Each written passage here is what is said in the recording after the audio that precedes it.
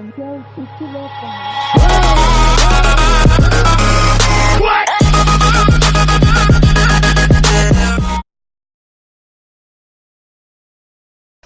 Hello guys, in this video I'm gonna show you how to move your Scratch character with buttons. Okay, so now first step, you go to control commands, you select this command 4 times. Okay, you go to settings, get this command key space pressed, and then you can change it. Okay, you change settings like up arrow, down arrow, right arrow, and left arrow. Then you go to motion.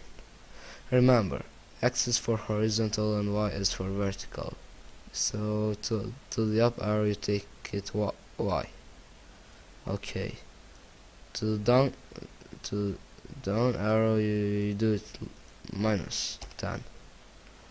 And to the right arrow you take X by 10, and then the left by -10. If you want this command to work, you go again to control and you select the forever button, and then go to events and take this command.